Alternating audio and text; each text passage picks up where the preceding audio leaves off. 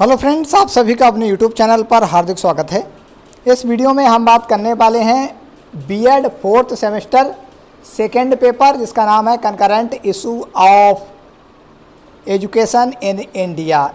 इसका सलूशन आपको बताने वाले हैं। जो भी स्टूडेंट का क्वेश्चन बुकलेट सीरीज ए है वो इस डायरेक्ट मिलान कर सकते हैं। अदरवाइज आपका अगर कोई अन्य सीरीज भी है तो आप क्वेश्चन देख के मिलान कर सकते हैं और पता लगा सकते हैं इस वीडियो के माध्यम से कि आपके कितने अंक इस पेपर में आने वाले हैं। वीडियो इंपॉर्टेंट है, वीडियो को अंत तक देखते रहें। वीडियो को लाइक करें, शेयर करें और अभी तक चैनल को सब्सक्राइब नहीं किए हैं या चैनल पर पहली बार विजिट कर रहे हैं तो तुरंत चैनल को सब्सक्राइब कर लें। बेल आइकन के साथ साथ ऑल के बटन पर क्लिक कर लें, जिससे कि सारी इन्फॉर्मेशन आपके पास सबसे पहले और फ्री में पहुँचती रहे। तो चलिए फ्रेंड्स, वीडियो को स्टार्ट करते हैं। तो फ्रेंड्स, पहले क्वेश्चन की बात करें तो पहले क्वेश्चन में कहा जा रहा है कि शिक्षा जो 3 से 6 वर्ष की आयु के बच्चों को दी जाती है वह क्या कहलाती है? तो वो कहलाती है प्री प्राइमरी शिक्षा, यानी बी ऑप्शन बिल्कुल ठीक है। भारत में यूजीसी द्वारा प्रकाशित सूची में शामिल केंद्रीय विश्वविद्यालय यानी जो सेंट्रल यूनिवर्सिटी कितनी हैं यूजीसी के अकॉर्डिंग? तो यहाँ पर 56 यूनिवर्सिटी हैं जो कि सेंट्रल यूनिवर्सिटी है। ऑप्शन नंबर डी बिल्कुल ठीक है। नई शिक्षा नीति 2020 के तहत नवीन शिक्षा संरचना है तो 5+3+3+4 ऑप्शन नंबर सी सही है। भारत में शिक्षा को समवर्ती सूची में कब लाया गया?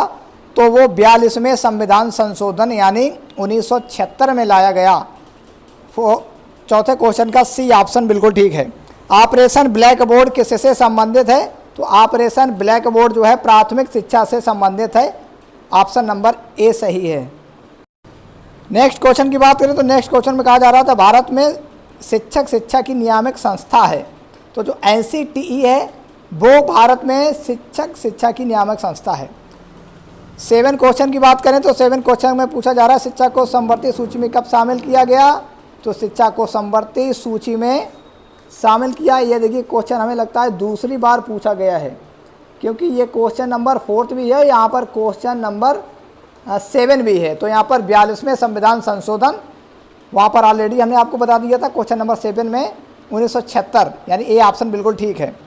8वें क्वेश्चन की बात करें तो 8E 2009 के तहत निजी विद्यालय निर्बल समुदाय के बालकों के लिए कितने प्रतिशत स्थान आरक्षित करने का प्रावधान है? तो 25% प्रावधान है। क्वेश्चन नंबर 8 का सी ऑप्शन सही है। प्रशिक्षण न तो सर्कस में काम करने वाले व्यक्तियों और पशुओं और पक्षियों को दिया जाता है, शिक्षकों को तो शिक्षा दी जाती है। यह कथन किसका है? तो इसका सही आंसर आपको जहाँ पर आप कमेंट करते हैं वहाँ पर प्रोवाइड करा दिया गया है, आप वहाँ पर देख सकते हैं। इसके बाद 10th क्वेश्चन की बात करें तो 10th क्वेश्चन में पूछा जा रहा है नई शिक्षा नीति 2020 में छात्रों के मूल्यांकन हेतु मानक निर्धारित संकाय के रूप में स्थापित की जाने वाली संस्था होगी। तो उसका नाम है परख, ए ऑप्शन ठीक है। RTE 2009 शिक्षकों के लिए कितने कार्य घंटे का निर्देश देता है? तो 45 आवर्स। तो यहाँ पर बी ऑप्शन बिल्कुल ठीक है। किस आयु वर्ग के बच्चों के लिए शिक्षा का अधिकार एक मौलिक अधिकार है? तो 614 वर्ष, यानी क्वेश्चन नंबर 12 का सी ऑप्शन बिल्कुल ठीक है। निम्नलिखित में से किसके पास मुक्त दूरस्थ शिक्षा पाठ्यक्रमों को मान्यता देने का नियामक संस्था है? तो यहाँ पर ऑप्शन नंबर जो डी है, यानी DEB, इससे रिलेटेड आगे क्वेश्चन भी पूछा जाएगा। यहाँ पर डी ऑप्शन बिल्कुल ठीक है। क्वेश्चन नंबर 14 की बात करें तो भारत में पहला खुला ओपन यूनिवर्सिटी यानी कब स्थापित किया गया? तो इग्नू 1985 ऑप्शन के अकॉर्डिंग।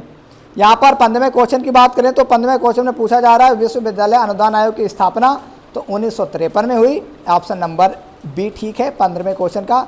बेमेल को बाहर करिएगा तो दिल्ली यूनिवर्सिटी जो है, जामिया यूनिवर्सिटी, राजस्थान और इंदिरा गांधी। तो यहाँ पर इनमें से 3 जो यूनिवर्सिटी हैं वो इंदिरा गांधी मुक्त विश्वविद्यालय से अलग हैं, यानी आप जो बेमेल है वो डी ऑप्शन बिल्कुल ठीक है। 16वें क्वेश्चन का डी ऑप्शन ठीक है। सर्व शिक्षा अभियान की शुरुआत कब हुई? तो 2001 में हुई। ऑप्शन नंबर 17 का ऑप्शन नंबर सी सही है। शिक्षा का अधिकार अधिनियम कब लागू हुआ? तो 1 अप्रैल 2010 में लागू हुआ। ऑप्शन नंबर 18 का 1 बिल्कुल ठीक है। क्वेश्चन नंबर 19 की बात करें तो भारत में राष्ट्रीय शिक्षा पाठ्यक्रम फ्रेमवर्क 2009 निम्नलिखित में से किसके द्वारा तैयार किया गया? तो एनसीटीई द्वारा तैयार किया गया। 19 क्वेश्चन का ए ऑप्शन बिल्कुल ठीक है। नेक्स्ट क्वेश्चन की बात करें, यानी डाइट की स्थापना किस शिक्षा नीति के तहत की गई थी? तो डाइट की स्थापना शिक्षा नीति 1986 के तहत की गई थी। ऑप्शन नंबर बी बिल्कुल ठीक है। 21 क्वेश्चन की बात करें तो शैक्षिक अवसरों की समानता की धारणा का निहितार्थ क्या है? तो विद्यार्थियों को उनके योग्यता अनुरूप संसाधन उपलब्ध कराना। तो यहाँ पर इसका जो सही ऑप्शन है वो ऑप्शन नंबर बी है। क्वेश्चन नंबर 22 की अगर बात करें तो भारत में राष्ट्रीय शिक्षक शिक्षा परिषद यानी एनसीटीई की स्थापना निम्नलिखित में से किस उद्देश्य से की गई थी? तो शिक्षा की गुणवत्ता में सुधार यानी बी ऑप्शन बिल्कुल ठीक है। अध्यापक शिक्षा के पाठ्यक्रम की क्रियान्वयन की जिम्मेदारी किसकी है? तो यह ऑप्शन नंबर डी बिल्कुल ठीक है। 24 क्वेश्चन की बात करें तो संविधान के किस अनुच्छेद के अंतर्गत शिक्षा के अधिकार को मौलिक बनाया गया? तो 21 ए यानी 24वें क्वेश्चन का सी ऑप्शन बिल्कुल ठीक है। स्कूल में छात्रों की संख्या बढ़ाने के उद्देश्य से कौन सी योजना नहीं चलाई गई? तो प्रौढ़ शिक्षा कार्यक्रम यानी 25 का बी ऑप्शन ठीक है। 26 क्वेश्चन की बात करें तो विद्यालय में पोषण युक्त भोजन उपलब्ध कराने के उद्देश्य से कौन सी योजना प्रारंभ की गई? तो मिड डे मील। आपको कमेंट्स बॉक्स में बताना है कि मिड डे मील योजना कब प्रारंभ की गई, क्योंकि इससे रिलेटेड क्वेश्चन आपके पेपर फर्स्ट में पूछा गया था। 27 क्वेश्चन की बात करें तो राष्ट्रीय शैक्षिक अनुसंधान एवं प्रशिक्षण परिषद यानी एनसीईआरटी की स्थापना कब हुई? ये क्वेश्चन भी पेपर 1 में भी पूछा गया था। ऑप्शन नंबर ए बिल्कुल ठीक है। एसईआरटी के व्यापक कार्य क्या हैं? तो पाठ्यक्रम, पाठ्य पुस्तकों, प्रशिक्षण, अनुसंधान एवं नवाचारों का विकास यानी सी ऑप्शन बिल्कुल ठीक है। क्वेश्चन नंबर 29 की अगर बात करें तो भारत में नैक का मुख्य उद्देश्य क्या है? तो नैक का मुख्य उद्देश्य जो है विश्वविद्यालय का मूल्यांकन करना यानी बी ऑप्शन बिल्कुल ठीक है। राष्ट्रीय माध्यमिक शिक्षा अभियान के उद्देश्य क्या हैं? तो उपरोक्त में से सभी हैं। 30 में क्वेश्चन नंबर 30 का डी ऑप्शन बिल्कुल ठीक है। निम्नलिखित में से कौन सिफारिश करता है कि यूजीसी, एनसीईआरटी, निपा आदि जैसे राष्ट्रीय महत्व के संस्थानों को और मजबूत किया जाए ताकि वे राष्ट्रीय शिक्षा प्रणाली को आकार दे सकें?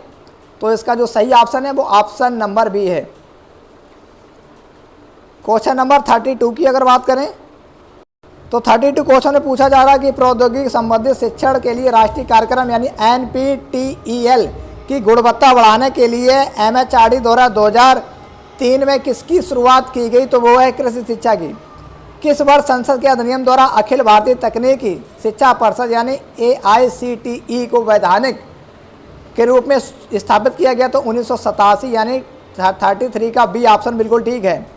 पूर्व प्राथमिक शिक्षा ग्रहण करने का उचित समय है? तो 2 से 6 वर्ष यानी प्री प्राइमरी। तो यहाँ पर जो 34 का सही ऑप्शन है वो ऑप्शन नंबर ए है और इसी से रिलेटेड आपका लगभग पहला क्वेश्चन भी है। आईसीटी की कौन सी धारा शिक्षक के कर्तव्यों से संबंधित है? तो धारा जो 24 है यानी सी ऑप्शन बिल्कुल ठीक है।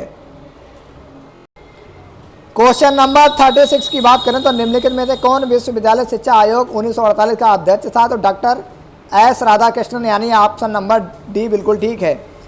37 क्वेश्चन की बात करें तो भारत में सर्वप्रथम किस आयोग ने ग्रामीण विश्वविद्यालय की स्थापना का सुझाव दिया? तो इसका सही ऑप्शन है विश्वविद्यालय शिक्षा आयोग 1948-49। 38 क्वेश्चन की बात करें तो डेलर्स रिपोर्ट के अनुसार शिक्षा के 4 स्तंभों में से निम्नलिखित में से कौन सा शिक्षा का आधार नहीं है? तो लर्निंग टू बी हैप्पी ये आधार नहीं है यानी सी ऑप्शन ठीक है। परीक्षा में सुधार का मुख्य लक्ष्य क्या है? विश्वसनीयता बढ़ाना, वैधता बढ़ाना, मूल्यांकन की सतत प्रक्रिया बनाना। तो ऑप्शन नंबर डी बिल्कुल ठीक है 39 क्वेश्चन का। क्वेश्चन नंबर अगर 40 की बात करें तो राष्ट्रीय माध्यमिक शिक्षा अभियान के अनुसार छात्र शिक्षक अनुपात क्या होना चाहिए? तो 1:30 यानी ये ऑप्शन बिल्कुल ठीक है। शिक्षा स्तर पर निम्नलिखित में से किस संस्थान को प्रारंभिक विद्यालयों में सेवाकालीन शिक्षक शिक्षा की जिम्मेदारी सौंपी गई है? तो यहाँ पर जिला स्तर पर डाइट होता है यानी 41 का ए ऑप्शन बिल्कुल ठीक है। शिक्षक शिक्षा में इंटर्नशिप कार्यक्रम किस सहायता के लिए प्रदान किया जाता है? तो यहाँ पर जो बी ऑप्शन है वो बिल्कुल ठीक है। 43 क्वेश्चन की बात करें तो शिक्षा के अधिकार अधिनियम के अनुसार किसी विशेष कक्षा में बालक का प्रवेश किस आधार पर होता है? तो बच्चों की क्षमता के अनुसार होता है यानी 43 का ए ऑप्शन बिल्कुल ठीक है। क्वेश्चन नंबर 44 की अगर बात करें, शिक्षा का मुख्य उद्देश्य व्यक्तियों के व्यक्तित्व का विकास करना है, यानी सी ऑप्शन बिल्कुल ठीक है। नेपटेल NPTEL का पूर्ण रूप क्या है? तो नेशनल प्रोग्राम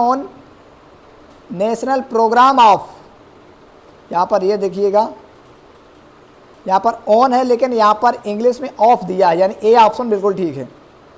46 क्वेश्चन की बात करें तो संशोधित राष्ट्रीय शिक्षा नीति 1992 में प्राथमिक शिक्षा को कब तक सर्वसुलभ बनाने का लक्ष्य रखा गया? यहाँ पर 46 क्वेश्चन की बात कर रहे हैं। तो 46 क्वेश्चन का जो सही ऑप्शन है वो ऑप्शन नंबर, यहाँ पर इस क्वेश्चन को डाउट है, इसका सही आंसर आपको बहुत जल्द जहाँ पर आप कमेंट करते हैं वहाँ पर प्रोवाइड हो जाएगा। 47 की क्वेश्चन की बात करें तो संशोधित राष्ट्रीय शिक्षा नीति 1992 में राष्ट्रीय आय का कितना प्रतिशत शिक्षा में व्यय करने का प्रस्ताव दिया गया? तो 6%, यानी बी ऑप्शन बिल्कुल ठीक है।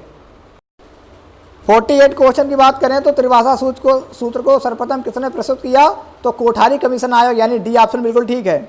भारत में माध्यमिक स्तर पर नवोदय विद्यालयों की स्थापना का सुझाव सर्वप्रथम किस कमेटी द्वारा पारित हुआ? तो इसका जो सही ऑप्शन है वो राष्ट्रीय शिक्षा नीति 1986 है, यानी ये ऑप्शन बिल्कुल ठीक है।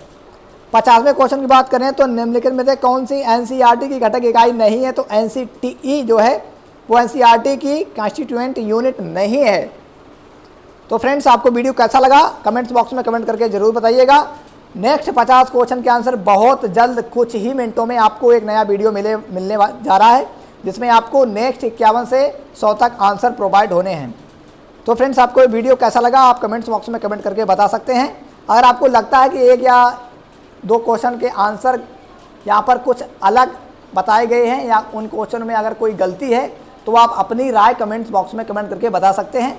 हमें लगता है कि आपके लिए हमने 2 या 3 क्वेश्चन को कहा है कि वीडियो के कमेंट्स बॉक्स में या डिस्क्रिप्शन बॉक्स में प्रोवाइड करा दिए जाएंगे। बहुत जल्द उनके ऑथेंटिक आंसर आपको प्रोवाइड हो जाएंगे। तब तक आप अपना ये मिलान कर लीजिएगा, और जिससे कि आपको पता चल जाएगा कि आपके 1 से लेकर 50 तक अगर आपने कोई ये क्वेश्चन अटैम्प्ट किए हैं, इनमें से काफ़ी सारे आपने अटैम्प्ट किए होंगे, तो उनका सही आंसर क्या है आप अंदाज़ा लगा सकते हैं कि आपके 1 से लेकर 50 तक कितने अंक आ रहे हैं। आप अपना स्कोर कमेंट्स बॉक्स में कमेंट करके बता सकते हैं। आपको ये वीडियो कैसा लगा आप कमेंट्स बॉक्स में कमेंट करके ज़रूर बताइएगा, और इस वीडियो को ज़्यादा से ज़्यादा दोस्तों में शेयर करिएगा, जिससे कि उनको भी पता चल सके कि ये फाइनली सलूशन आ चुका है, जिससे कि आप अपना देख सकते हैं और अंदाज़ा लगा सकते हैं। आपको पता चल जाएगा कि आपके कितने प्रश्न सही हैं।